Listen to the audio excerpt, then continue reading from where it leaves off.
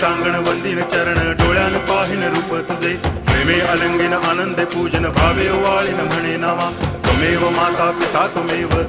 बंधुश्च सखा त्वमेव विद्या करुणं त्वमेव सर्वं मम देव कायेन वाचा मनसेन्द्रियैर्वा बुद्ध्यात्मना वा प्रकृति स्वभावात् करोमि यद्यत् सकलं परस्मै नारायणायति समर्पयामि अच्युतं केशवं रामनारायणं कृष्णदामोदरं वासुदेवं हरि गिरिधरं माधवं गोपिकावल्लभं जानकीनायकं रामचन्द्रं भजे हरे राम राम